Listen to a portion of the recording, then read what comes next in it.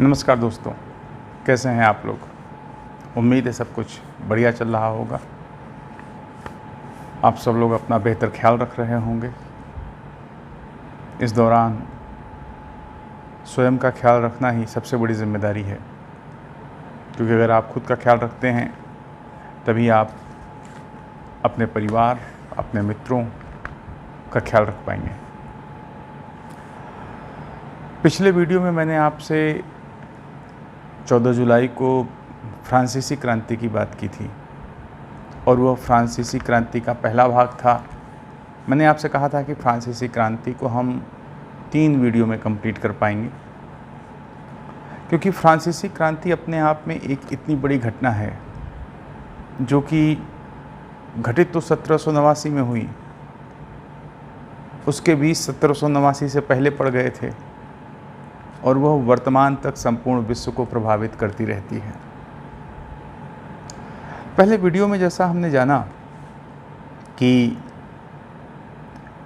France में एक पुरातन व्यवस्था थी जिसे आंसिया रेजीम कहा जाता था। उस पुरातन व्यवस्था के अंतर्गत एक स्त्रीकृत समाज था, स्ट्रेटिफाइड सोसाइटी थी, जिसे हम first state, second state and third state कहते हैं। पहले और दूसरे स्टेट में पादरी और कुलीन आते थे। तीसरे स्टेट में सामान्य जनता, मध्यम वर्ग, तत्कालीन जो पूंजीपति रहे होंगे वो लोग आते थे। और हमने देखा था कि सामाजिक व्यवस्था के अंतर्गत पहले 2 जो वर्ग थे उनको सर्वाधिक विशेषाधिकार प्राप्त थे। थर्ड स्टेटस के लिए केवल कर्तव्य थे, उन्हें हर तरह के टैक्स देने पड़ते थे, चाहे वो टाइथ हो, चाहे वो गैबल्स हो। एक तरह से कहा जाए कि ऊपरी 2 स्टेट इतने प्रभावशाली थे कि वो थर्ड स्टेट का शोषण आसानी से कर लेते थे। इसके बाद हमने देखा कि एक सामाजिक समस्या तो थी ही। इस सामाजिक समस्या में सबसे बड़ी चुनौती यही होती है कि कोई भी व्यक्ति अपनी योग्यता के आधार पर ऊपर नहीं आ सकता, वह अपने जन्म के आधार पर ही तरक्की करेगा, क्योंकि यहाँ पर कुलीनता का बोलबाला होता है और फिर ऐसा समाज लंबे समय तक विकास नहीं कर सकता, क्योंकि उसके विकास की धारा अवरुद्ध हो जाती है। फ्रांस ही नहीं, हर समाज में ये कमियां आती हैं और तब इस कमी को दूर करने के लिए हर समाज को किसी न किसी क्रांति जैसी प्रसव वेदना से गुजरना पड़ता है और उसके बाद फिर नया समाज, नई व्यवस्थाएं प्रकाश में आती हैं। इसके अलावा दूसरी बात यह थी कि आर्थिक व्यवस्था बड़ी कमज़ोर थी। टैक्स जो थे वो केवल थर्ड स्टेट के लोग देते थे। फर्स्ट 2 स्टेट कोई टैक्स ही नहीं देता था, वो सिर्फ खर्च करता था, राजकोष खाली हो जाता था। राजतंत्र के अंतर्गत जो राजा, जो शाही परिवार हुआ करता था, वो अनाप शनाप खर्च करता था। खर्च के हिसाब से बजट बनता था, न कि बजट के हिसाब से खर्च किया जाता था। अनावश्यक रूप में जो धन का अपव्यय हो रहा था उससे राजकोष ही खाली नहीं हो रहा था, बल्कि निवेश की स्थिति भी बहुत बुरी हो जाती थी। सार्वजनिक कार्यों के लिए धन की उपलब्धता नहीं रहती थी। किसानों को सही टाइम पे सहायता प्राप्त नहीं हो पाती थी। पूंजीपतियों के लिए वेंचर कैपिटल उपलब्ध नहीं थी। इसके अलावा राजनैतिक संदर्भों में भी देखा जाए तो यहाँ पर भी लुई 14वें के समय तक केंद्रीकृत शासन था, लेकिन उसके बाद सामंत बेलगाम होते चले गए और सामंतों ने भी बड़ा शोषण किया सामान्य जनता का। जनता सदियों से ये सहती चली आती है, लेकिन सहने की एक सीमा होती है और उस दौरान कुछ ऐसे लोग उत्पन्न होते हैं जो चिंगारी का काम करते हैं, और उन्हीं चिंगारी के काम या चिंगारी भड़काने का काम जिन लोगों ने किया उन्हें हम दार्शनिक या चिंतक कहते हैं। इसके लिए वाल्तेयर, रूसो, मॉन्टेस्क्यू, दिदरो जैसे विद्वानों का नाम आता है, जिन्होंने मानवाधिकार की बात कही, जिन्होंने मानव होने के नाते जो प्राकृतिक अधिकार मिलने चाहिए उनसे वंचित करने वाले प्रत्येक संगठन, प्रत्येक संस्था, प्रत्येक विचारों का खुलकर विरोध किया, लोगों को उनके अधिकारों से अवगत कराया।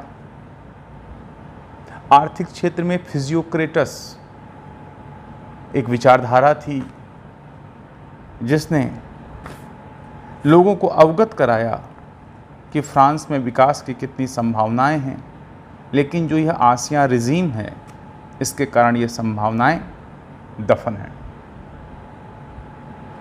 कई बार आपको अपने शोषण का एहसास नहीं होता, लेकिन आपका शोषण किया जा रहा होता है, और जिस दिन आपको अपने शोषण का एहसास हो जाता है, और वो एहसास शायद आपको खुद न हो, कोई ऐसा होता है जो आपके अंदर वो चिंगारी पैदा करता है, वो बताता है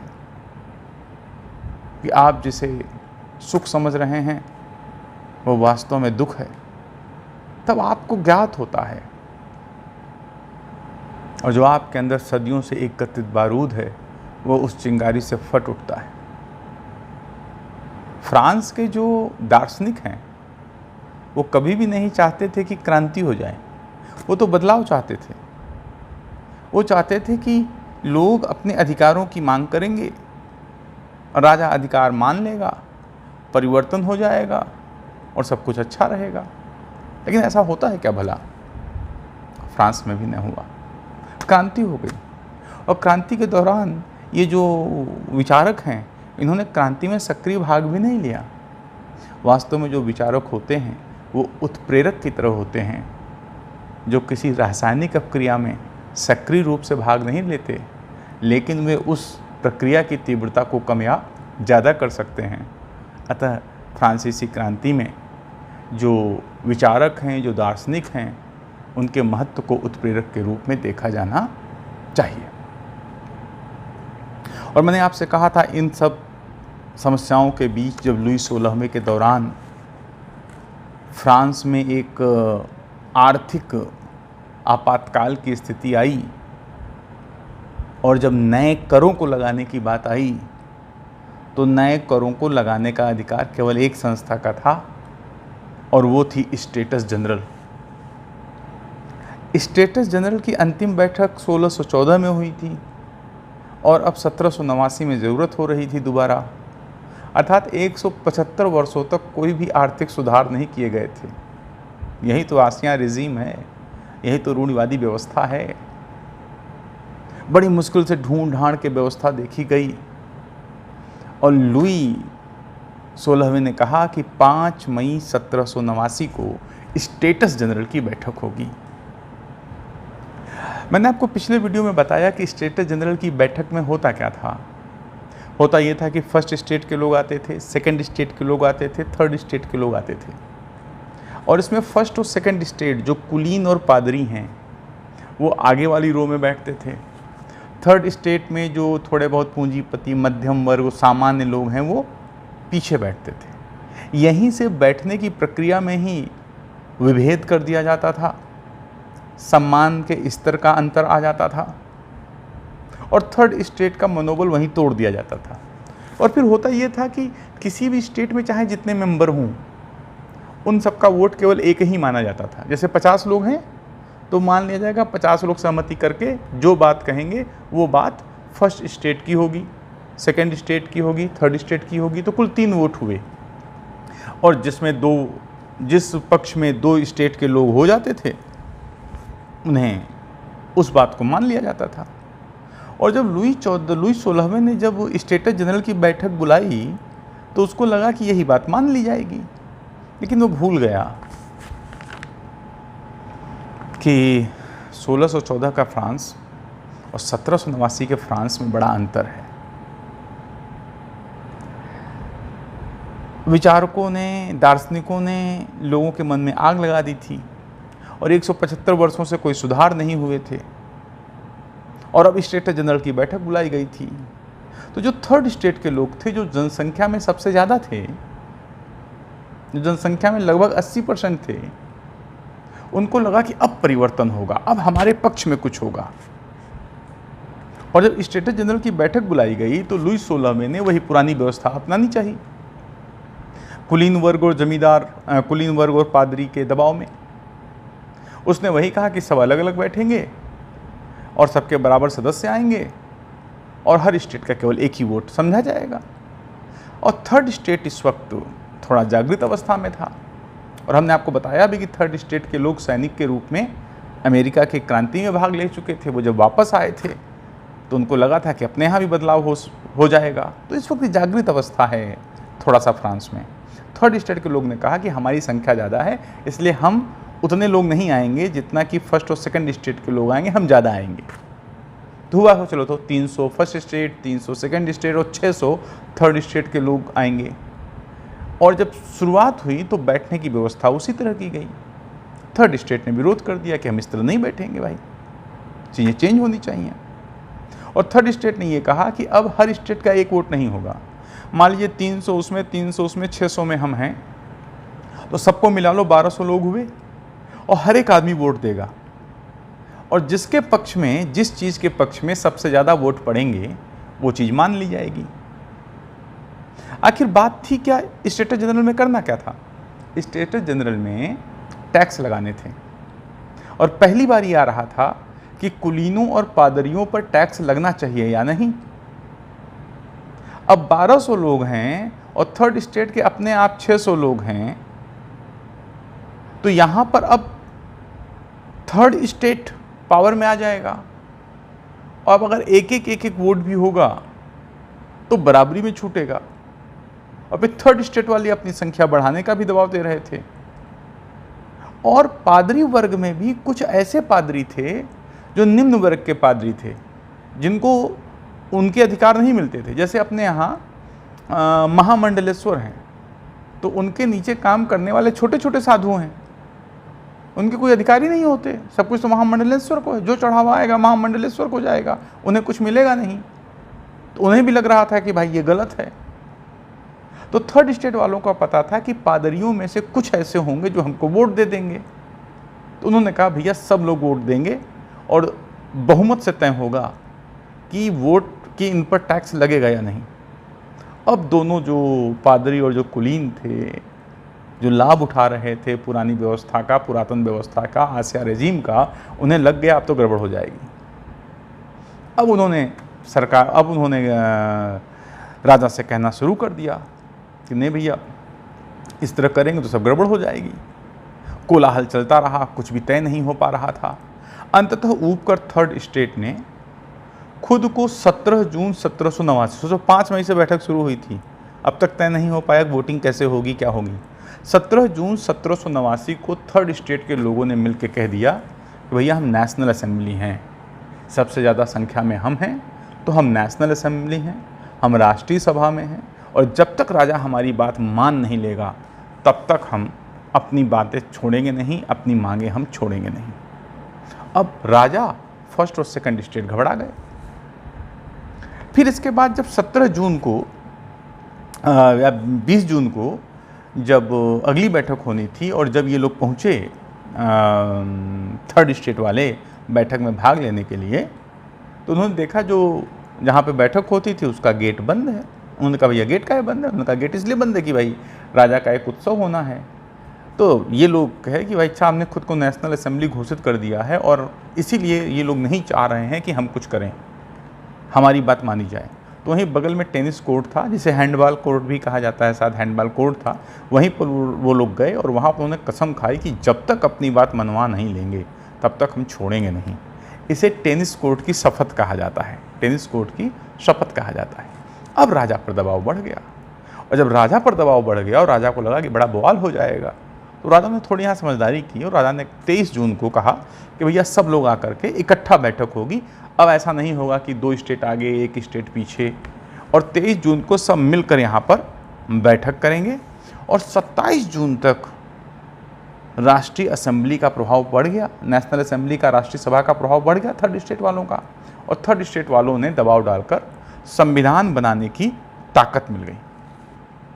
अब चूंकि इनकी संख्या ज़्यादा थी, तो राजा और first state second state wait कर रहे थे कि अच्छा चलो अभी थोड़ा समय मिल जाए तो फिर हम इनको दबाने की कोशिश करेंगे।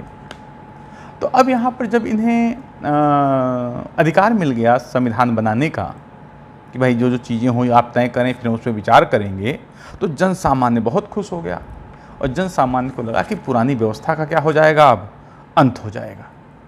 और दूसरी तरफ राजा और दोनों स्टेट के लोग सशंकित थे और वो प्लान कर रहे थे कि किस प्रकार थर्ड स्टेट या नेशनल असेंबली का दमन किया जाए। अब ये भी एक प्रक्रिया चल रही थी वहाँ पर, किस प्रकार इनका दमन किया जाए। और इसी बीच एक अफवाह उड़ गई कि राजा ने नेशनल असेंबली को, जो संविधान बनाने वाली है, उसका दमन करने के लिए राजा ने बाहर से सैनिक बुलाए हैं और उनका दमन कर दिया जाएगा। अब तो सभा होती थी वारसाई में, पेरिस से थोड़ा दूर था, और नेशनल असेंबली के लोग कहाँ रहते थे, पेरिस में। अब तो इन्हें लगा कि अगर वारसाई के महल में कुछ होता है तो हमको बहुत जानकारी नहीं मिलेगी, और राजा ने अगर विदेशी सैनिक बुला लिए और अपने भी सैनिक यूज कर लिए तो बड़ी दिक्कत हो जाएगी। नतीजतन इन लोगों ने भी हथियार इकट्ठा करने शुरू कर दिए और इनको किसी ने खबर दे दी कि भैया बस्तील के जेल में, एक जेल था बस्तील जो हमने पिछले उसमें बात की थी, बस्तील के जेल में खूब हथियार छुपाए हुए हैं। और बस्तील के जेल में उन लोगों को कैद किया जाता था जो लोग राजा के खिलाफ कुछ बोलते थे। आतंक था, जैसे हम बच्चे को डराते हैं ना बचपन में कि ये कर दोगे तो ये आ जाएगा, तो बस्तील की जेल की तरफ कोई जाते नहीं था। लेकिन अब की बार ये लोग इकट्ठा हो गए कि भाई नेशनल असेंबली का दमन कर दिया जाएगा, अब हम कभी कुछ नहीं पा पाएंगे। विचारकों की बातें इनके दिमाग में थी ही, तो इन्होंने हिम्मत करके 14 जुलाई 1789 को बस्तील के जेल पर हमला कर दिया और सब तोड़ फोड़ के बराबर कर दिया। अब उनके मन से भय निकल गया, और जब उनके मन से भय निकल गया तो 14 जुलाई को ही क्या किया है, 14 जुलाई 1789 की ही डेट को फ्रांस की क्रांति की डेट मानी जाती है, और 14 जुलाई राष्ट्रीय दिवस के रूप में मनाया जाता है। और 14 जुलाई को ही नेशनल असेंबली के लोगों ने तिरंगा झंडा अपनाया अपने प्रतीक के रूप में। तिरंगे झंडे में लाल, सफ़ेद और नीला रंग था, लाल, सफ़ेद और नीला रंग था। और इन सब ने, नेशनल असेंबली के लोगों ने, जिनको संविधान बनाने की ताकत मिल गई थी, उन्होंने पेरिस का शासन चलाने के लिए एक सरकार बना ली जिसे कम्यून कहा गया, और रक्षा के लिए आपस में ही लोगों ने मिलकर नेशनल गार्ड या सुरक्षा गार्ड बना लिया। अब जब राजा को यह बात चली कि यार इतना बहुत हो गया है, तो राजा जान रहा था कि बिना पेरिस के समर्थन के कुछ हो नहीं पाएगा। नतीजतन राजा खुद 17 जुलाई को तिरंगा झंडा लगा करके और ये सब करके वो लोगों से मिलने पेरिस खुद आया। जनता खुश हो गई कि भाई राजा ने हमें स्वीकार कर लिया है, ऐसा है वैसा है, लोग खुश थे। अब जब एक बार लोगों को लगा कि यार क्रांति हो गई, सब कुछ मिल गया, तो हर एक जगह ये बात पहुंचती गई, पेरिस के गांव-गांव तक बात पहुंचती गई, और गांव-गांव तक लोग क्या हो गए, उत्साहित हो गए। किसानों ने कुलीनों पर हमला कर दिया, कुलीनों ने, पादरियों ने जो उनकी ज़मीनें अपने पास गिरवी रखी थीं, जो उनके कागजात थे, ये सब लोग उनके घर में घुस गए, कागजात को फाड़ वाड़ दिया, और एक तरह से अराजकता की स्थिति हो गई। और ये स्थिति हर जगह हो जाती है। जब लोगों को लगता है कि अब मौका है, तो लोग उस वर्ग पर हमला कर देते हैं जो सदैव उसे दबाए रखता है। और गांव में लूटपाट मची और लोगों ने उन सभी प्रपत्रों को जला दिया जो किसी कुलीन या पादरी के पास रखे हुए थे, जिससे उनकी संपत्ति वो हड़प सकता था। और इस प्रकार पूरे फ्रांस में सामंती व्यवस्था या पुरातन व्यवस्था के परखच्चे उड़ गए।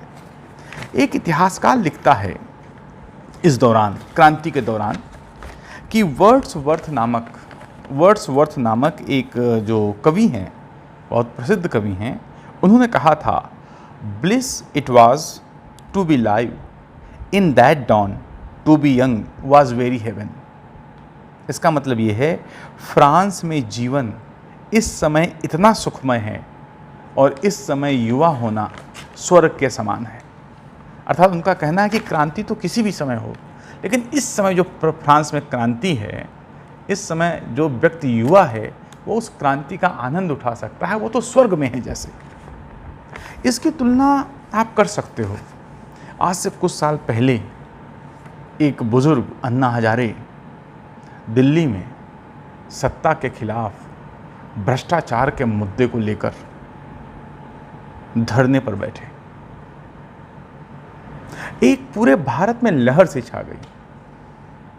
अन्ना नहीं आंधी है, यह दूसरा महात्मा गांधी है। और उन युवाओं से पूछो जिन्होंने अन्ना के आंदोलन में तिरंगे को हाथ में लेकर अन्ना के आंदोलन का हिस्सा बने थे। उनसे पूछो जिन्होंने रात रात भर जागकर अन्ना के आंदोलन में अपनी भावनाओं की आहुतियां दी थी। राजघाट जाते समय जब अन्ना हजारे पैदल दौड़े, उनके साथ लगा जैसे पूरा भारत दौड़ पड़ा है। वह दौड़ उन भारतीय युवाओं, उन भारतीय लोगों के भावनाओं की दौड़ थी जिन्हें लगता था कि अन्ना का यह आंदोलन या अन्ना की यह क्रांति उन्हें भ्रष्टाचार मुक्त राष्ट्र दे देगी। उस समय यह सबके लिए सुखकर था, लेकिन जो युवा था उसके लिए वह वक्त स्वर्ग के समान था। यह वही महसूस कर सकता है जो इन प्रकार की क्रांतियों में सक्रिय रूप से भाग लेता है। लेकिन उस क्रांति का हुआ क्या? उसका दुख भी वही समझ सकता है जिसने उसमें सक्रिय रूप से भाग लिया। यही फ्रांस की क्रांति थी। फ्रांस की क्रांति के उपरांत यहाँ पर लोगों ने, सामान्य जनता ने विशेषाधिकार प्राप्त लोगों पर हमला किया और उनके विशेषाधिकारों को प्रायः समाप्त कर दिया। यह एक अराजकता की स्थिति थी, लेकिन ऐसी अराजकताएं क्रांति के किसी न किसी चरण में आती जरूर हैं। अब जब क्रांति हो गई तो लक्ष्य मिल गया। अब जब लक्ष्य मिल गया तो फिर अब किया क्या जाए? तो अब क्रांति में दो वर्ग होंगे। एक ऐसा वर्ग होगा जिसने क्रांति की है और दूसरा वर्ग होगा जो क्रांति के निशाने पर है। जो क्रांति के निशाने पर है उसे क्या करना चाहिए? जो क्रांति के निशाने पर है उसे चुपचाप अभी क्रांति में हुए परिवर्तनों को स्वीकार कर लेना चाहिए, क्रांति वालों के साथ हो जाना चाहिए और अंदर ही अंदर प्रयास करना चाहिए कि मौका मिले वैसे ही क्रांति को उलट दिया जाए। और यही काम विशेषाधिकार प्राप्त लोगों ने यहाँ पे किया। कुलीन और पादरी समझ गए कि भी क्रांतिकारियों की क्षमता बहुत ज़्यादा है, इसलिए भी क्रांतिकारियों से उलझा नहीं जाएगा। 4 अगस्त 1789 को थर्ड स्टेट के लोग, जो नेशनल असेंबली के हैं, नेशनल असेंबली के लोग एक्सक्यूज मी, और कुलीन पादरी सब एक जगह बैठे। उन्होंने आपस में बैठक की और उस बैठक में रात को एकाएक जो कुलीन लोग थे उन्होंने कहा, मैं अपने विशेषाधिकार छोड़ रहा हूँ, अब तक जो हुआ गलत हुआ, हम चाहते हैं कि फ्रांस में सभी लोग एक जैसे हों। अर्थात एकाएक भावनाओं की वो बाढ़ आई कि जितने कुलीन और पादरी थे उन्होंने अपने विशेषाधिकार त्याग दिए। लेकिन यार ये तो नाटक था, क्योंकि अगर वो त्यागते नहीं तो भी तो पहले छीन ही लिया गया था। लेकिन 4 अगस्त को जो कुछ भी इन्होंने किया उससे नेशनल असेंबली और थर्ड स्टेट वाले लोग हैं उनको लगा कि चलो अब इन्होंने भी परिवर्तन स्वीकार कर लिया। 27 अगस्त को नेशनल असेंबली ने संविधान के बारे में क्या क्या किया जाना है, कैसे किया जाना है, क्या अधिकार हैं, मानवाधिकार, इन सब की घोषणाएं जैसी बातें, इन पर कैसे किया जाना है कार्य करना शुरू किया। लेकिन जो भी परिवर्तन हो रहे थे वो परिवर्तन तभी मान्य होंगे जब राजा उस पर साइन कर दे, क्योंकि अभी गणतंत्र नहीं आया है, अभी राजतंत्र के अंतर्गत ही ये परिवर्तन स्वीकार किए जा रहे हैं। राजा अगर समझदार होता तो इन परिवर्तनों को स्वीकार करके अपनी इज्जत भी बचा लेता और निरंतरता में कार्य भी करता रहता। लेकिन कुलीनों ने दिखावे के लिए सब कुछ त्यागा था। अभी मन में तो था कि मौका मिलते ही हम बदला लेंगे। और इसके अलावा फ्रांस के आसपास के जो देश थे वो भी घबरा गए। उनको लगता था कि क्रांति छूत की बीमारी है, आज फ्रांस में हुआ है तो फ्रांस की सफलता को देखकर हमारे यहाँ के लोग भी ये काम करेंगे। मारिया अंतोनेट ऑस्ट्रेलिया की थी, कई और राजघराने के लोग थे जो दूसरे देशों के थे, उन्होंने उन देशों से मदद मांगनी शुरू कर दी।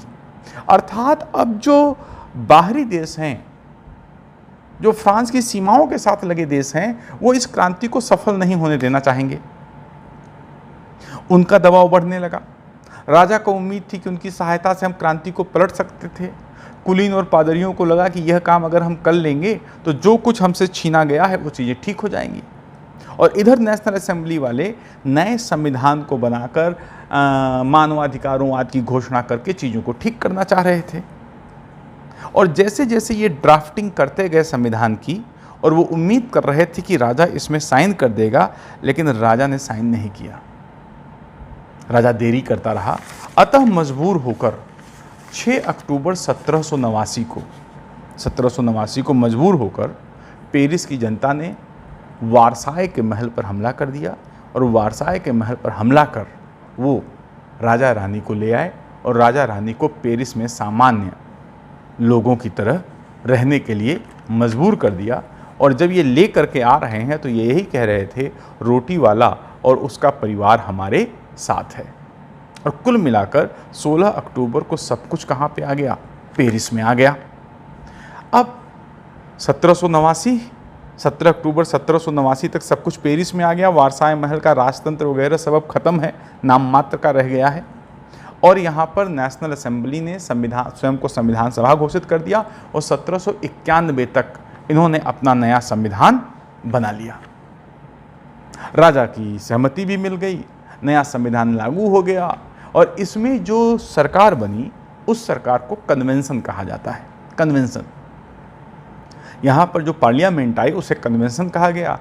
इनका नया संविधान बना। संविधान में कार्यपालिका, व्यवस्थापिका, न्यायपालिका ये मॉन्टेस्क्यू के पृथक्करण सिद्धांत के आधार पर स्थापित किए गए। राजतंत्र का समापन हो गया, गणराज्य का आगमन हुआ, लोगों को वोट देने के अधिकार मिले। लेकिन अभी भी ये मत समझिएगा कि आधुनिक लोकतंत्र जैसा हो गया। वोट देने का अधिकार सबको नहीं था। वोट केवल वही लोग दे सकते थे जो निश्चित टैक्स चुकाते थे। महिलाओं को वोट देने का अधिकार अभी भी नहीं मिला था।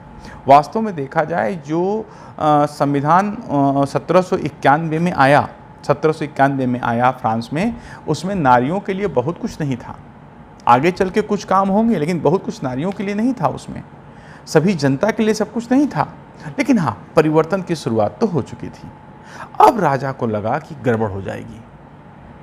राजा और कुलीन फ्रांस छोड़कर भागने लगे। राजा और रानी ने भी एक दिन अपना रूप बदला और पेरिस से भागने का प्रयास किया। लेकिन फ्रांस की सीमा पर इन्हें पकड़ लिया गया, इन्हें पकड़ के लाया गया और 1793 में इनकी हत्या कर दी गई। हत्या करने का एक खास तरीका था। एक थे डॉक्टर गुलोटिन, और उन्होंने एक मशीन खोजी थी जिसे गुलोटिन कहा जाता था। और उसमें यह था कि एक जैसे लकड़ी का, दो अगल बगल लकड़ी के तख्ते थे, उसके बीच में एक पटरा था। पटरे पे गर्दन रख दी जाती थी और ऊपर से लोहे का फरसा नीचे गिरता और गर्दन कट जाती। इसे गुलोटिन कहा जाता है। और 1793 में राजा को गुलेटिन पे चढ़ा दिया गया। अब आगे का किस्सा सुनिए। जब एक बार क्रांति हो गई, कन्वेंशन आ गया, पार्लियामेंट आ गई, तो अब संघर्ष शुरू हो गया। संघर्ष किसके बीच होगा कि कौन कब्जा करेगा, कन्वेंशन पर किसका कब्जा होगा। तो फ्रांस में दो दल उभर आए। एक दल था जिरोदिस्ट, जो जिरोन क्षेत्र के थे। एक थे जैकोबियन, जो चर्च ऑफ जैकब से जुड़े थे। तो दो दल हुए, जिरोदिस्ट और जैकोबियन। जो जिरोदिस्ट थे वो उदार स्वभाव के लोग थे। उनका मानना था कि यहाँ पर जो भी चीज़ें होनी चाहिए वो एक उदारता पूर्वक होनी चाहिए। और उनका मानना था कि इसमें जो पूंजीवादी हैं, इन सब है, मध्यम वर्ग हैं, इनके अधिकार यहाँ पर सुरक्षित होने चाहिए। तो एक तरह से ये उदारवाद के साथ कार्य करना चाह रहे थे, वो जिरोदिस्ट हैं। दूसरी तरफ जैकोबियन हैं, वो उग्र हैं। उनका कहना है कि नहीं, जो यह क्रांति हुई है, इस क्रांति का नेतृत्व सबसे निचले वर्ग तक पहुंच जाना चाहिए, अर्थात ये सुधार में उग्र हैं। तो जो जीरोदिस्ट हैं वो उदारवादी जैसे हैं, और जैकोबियन को आप थोड़ा सा उग्र मान सकते हैं। इसके अलावा एक वर्ग और है, सौ कुलात। एक वर्ग और है, सौ कुलात। ये सबसे निम्न वर्ग से संबंधित हैं, और ये लोग जैकोबियन के साथ आ जाएंगे, क्योंकि जैकोबियन की विचारधारा और सौ कुलात की विचारधारा क्या है, एक है। तो अब आप ये ध्यान रखिएगा कि जब कन्वेंशन की, पार्लियामेंट की जब स्थापना हो जा रही है कन्वेंशन की, तब यहाँ दो दल उस पर नियंत्रण के लिए लड़ने लगते हैं। एक है जीरोदिस्ट और एक है जैकोबियन। जीरोदिस्ट उदारवादी हैं, इन्हें आप पूंजीवादी मान सकते हो, और जैकोबियन उग्र हैं, इन्हें आप समाजवादी, साम्यवादी जैसा समझ सकते हो। इनका कहना निम्न वर्ग के हाथ में सत्ता होनी चाहिए, और जीरोदिस्ट का कहना था कि मध्यम और पूंजीवादियों के हाथ में सत्ता हो तो इसमें कोई भी समस्या नहीं है। जीरोदिस्ट के जो नेतृत्वकर्ता थे, प्रमुख नेता थे, उनके नाम जो इतिहासकार लिखते हैं उसमें इसनार, पेशियों और एक लेडी का नाम आता है, मैडम रोला या मदाम रोला। याद रखना, क्योंकि कुछ इनका आगे चल के होगा। मदाम रोला है। दूसरी तरफ जो जैकोबियन दल हैं, जैकोबियन दल में जो नेतृत्व करता है वो है दांते, सेंजुस्त, रॉबस्पियर। मेजर नाम यहाँ पर क्या है, रॉबस्पियर का नाम, राइट। अब यहाँ पर क्या होता है, जीरोदिस्ट शुरुआत में अपना प्रभाव बढ़ाते हैं, लेकिन लोकप्रिय ज़्यादा कौन होगा, जैकोबियन, क्योंकि उग्र बातें कर रहा है। और जैकोबियन ने कन्वेंशन पर, पार्लियामेंट पर या व्यवस्थापिका पर क्या कर लिया, कब्जा कर लिया। जब जैकोबियन ने कब्जा कर लिया, तब रॉबस्पियर ने एक सार्वजनिक सभा बना दी और कह दिया हर उस व्यक्ति की हत्या की जाएगी जो क्रांति का विरोधी है, अर्थात जो ये चाहता है कि पूंजीवादियों के हाथ में क्रांति रहे, वो राष्ट्र के समर्थक नहीं है, उनकी हत्या कर दी जानी चाहिए। और रॉबस्पियर ने लगभग अगले 2 साल तक फ्रांस में आतंक का राज्य स्थापित कर दिया। जीरोदिस्त के लोग चुन चुन के मारे गए, जिन पर थोड़ा भी शंका होती कि ये जैकोबियन के मानने वाले नहीं हैं, उनकी हत्या कर दी जाती। और इसमें मैडम रोला को भी गुलोटिन पर चढ़ा दिया गया। और मैडम रोला ने मरते वक्त ये कहा था कि देख क्रांति, तेरे नाम पर क्या क्या अपराध किए जाते हैं, और जब भी क्रांति के नाम पर, जब भी सुधारों के नाम पर लोगों को मारा जाता है, तब तब मैडम रोला के ये वक्तव्य सफल हो जाते हैं, मैडम रोला के ये वक्तव्य प्रासंगिक हो जाते हैं। लेकिन उन्माद है जैकोबियंस का, रॉबस्पियर का आतंक राज यहाँ पर हावी है, क्रांति को सफल बनाया जा रहा है। इस क्रांति से भयभीत आसपास के देश जैसे ऑस्ट्रिया, प्रशा, फ्रांस पर हमला कर देते हैं, लेकिन कन्वेंशन ने जो महत्वपूर्ण बात की, उन्होंने इन सबको हरा दिया और एक तरह से फ्रांस की क्रांति की रक्षा की। 1 जुलाई 1794 को रॉबस्पियर की भी हत्या कर दी गई। जो आतंक फैलाता है, उसके आतंक से उसके अपने ही परेशान हो जाते हैं, और अंततः 1 जुलाई 1794 को रॉबस्पियर की हत्या कर दी गई। और 1795 तक आते आते जो आतंक राज था वो ख़त्म हो गया। जैकोबियन का प्रभाव भी यहाँ ख़त्म हो गया। और यहाँ पर 1795 में पार्लियामेंट में एक नया संविधान लाया गया, और उस संविधान के अंतर्गत फ्रांस की बागडोर 5 सदस्यों की एक समिति, डायरेक्टरी के हाथ में दे दिया गया। कार्यपालिका, व्यवस्थापिका, न्यायपालिका ये सब बनी रहेंगी। उसके साथ जो वहाँ की सत्ता चलाने वाले प्रमुख होंगे, वो 5 सदस्यों के एक सभा होगी या एक संगठन होगा जिसे डायरेक्टरी कहा गया। और इस डायरेक्टरी ने 1795 से 1799 तक शासन किया, या 1795 से 1799 तक फ्रांस में क्रांति के उपरांत की स्थितियों को संभालने का प्रयास किया। डायरेक्टरी का भी अधिकांश समय आसपास के देशों से युद्ध करने में उभरा। लेकिन अब एक बात हो गई थी। बात ये थी कि क्रांति के उपरांत पुरातन व्यवस्था ध्वस्त हो गई थी, पुरातन व्यवस्था नष्ट हो गई थी। अब यहाँ पर कोई भी व्यक्ति योग्यता में अगर अच्छा है, उच्च है, अगर उसके पास योग्यता है तो अब वह उच्च पद भी प्राप्त कर सकता था। अब सरकार में उच्च पद पे आने के लिए कुलीन होना जरूरी नहीं था, आपकी योग्यता ही सब कुछ थी। मित्रों, घटनाक्रम एक बार फिर से याद रखना। जो हिस्ट्री ऑप्शनल से एग्ज़ाम देना चाहेंगे उनके लिए घटनाक्रम ये जरूरी होगा। 5 जुलाई 1789 स्टेटस जनरल की बैठक, 20 जून 1789 टेनिस कोर्ट की शपथ, 14 जुलाई 1789 बस्तील का पतन और फ्रांसीसी क्रांति का दिवस माना जाता है। 4 अगस्त को कुलीनों ने अपने अधिकार छोड़ दिए। 27 अगस्त तक नए संविधान की रूपरेखा और चीज़ों की घोषणा की जाने लगी। नेशनल असेंबली ने खुद को संविधान सभा घोषित कर दिया गया था। इसने संविधान बनाया, गणतंत्र आया। यह संविधान शक्ति के पृथक्करण पर आधारित था, वोटों पर आधारित था कि सब लोग वोट देंगे तब कुछ लोग चुने जाएंगे, वो लोग आगे चल के पार्लियामेंट के सदस्य चुनेंगे। लेकिन वोट का अधिकार सबको नहीं मिला, कुछ विशेष लोगों को मिला जो कुछ शर्तें पूरी करते थे, और महिलाओं को भी वोटिंग के अधिकार प्राप्त नहीं हुए। और इस तरह से जब 1791 में नया संविधान आ जाता है और गणतंत्र स्थापित कर दिया जाता है, तब राजा भागने की कोशिश करता है रानी के साथ। राजा रानी पकड़े गए, 1793 में हत्या कर दी जाती है। मर गए राजा रानी, लेकिन ख़त्म नहीं हुई कहानी, कहानी आगे चल रही है। जो पार्लियामेंट आई उसे कन्वेंशन कहा गया। संविधान के तहत जो पार्लियामेंट आई उसे कन्वेंशन कहा गया। कन्वेंशन पर कब्जे के लिए 2 दलों में संघर्ष हो गया। जीरोदिस्ट उदार हैं, जैकोबियन उग्र हैं, और जैकोबियन विजयी होते हैं। जैकोबियन का नेतृत्व करता रॉबस्पियर है अभी, और रॉबस्पियर ने आतंक का राज स्थापित कर दिया। उसे लगा जो भी क्रांति के विरोधी हैं, जो भी कन्वेंशन के विरोधी हैं, उसे मार दिया जाए। वो सब मारे गए। कन्वेंशन ने एक काम अच्छा किया, केवल वो ये था कि उसने विदेशी हमलों से फ्रांस की रक्षा की। रॉबस्पियर को मार दिया जाता है। रॉबस्पियर को मार देने के बाद पार्लियामेंट में सुधारों की ज़रूरत हुई और 1795 में नया संविधान आया, और नए संविधान के अंतर्गत 5 सदस्यीय डायरेक्टरी का गठन किया गया, और डायरेक्टरी को फ्रांस का शासन चलाने का अधिकार दिया गया।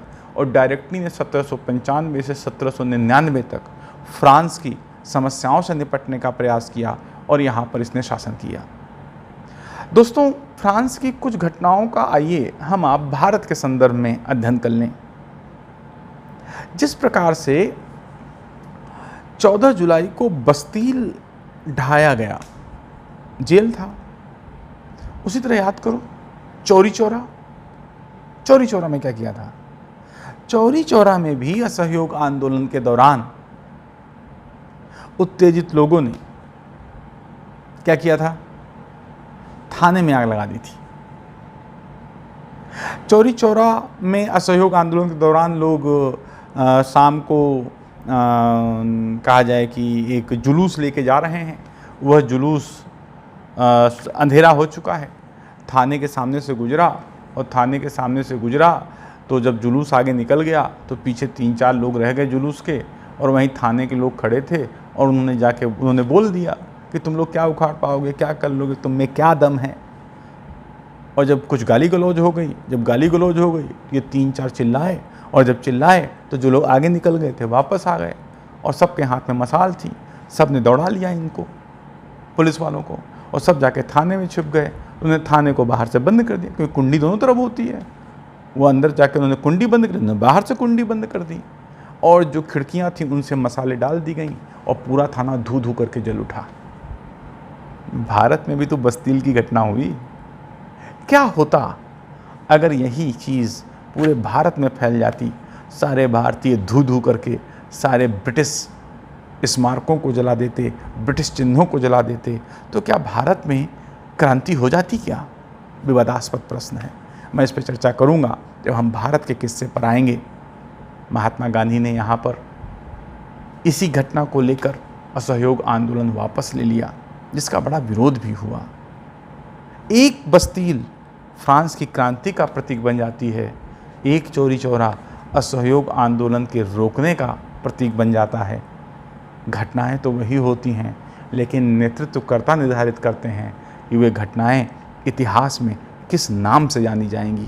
वास्तव में समान घटनाओं के बावजूद किसी भी राष्ट्र का माहौल, किसी भी राष्ट्र का नेतृत्व, किसी भी राष्ट्र की दशाएं निर्मित करती हैं कि उनका परिणाम क्या होगा।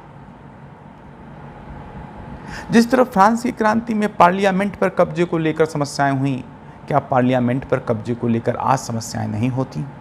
आज भी तो वो समस्याएं हो रही हैं। आज भी तो दो दल लगातार लड़ते रहते हैं।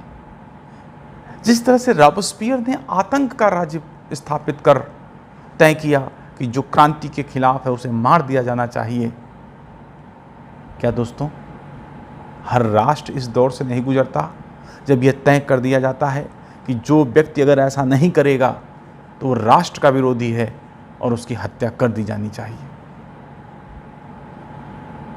फ्रांस की क्रांति के बहुत सारे ऐसे तत्व और घटनाएं हैं, या हर क्रांति के कई ऐसे तत्व और घटनाएं हैं जो आगे चलकर हर देश में हर काल में दोहराए जाते हैं।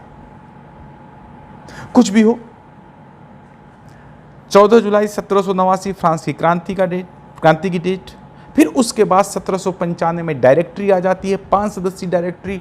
उसको फ्रांस का शासन चलाने का अधिकार दिया जाता है। 1795 से 1799 तक डायरेक्टरी शासन करती है, लेकिन डायरेक्टरी का पार्लियामेंट के अन्य अंगों से लगातार संघर्ष होता रहा।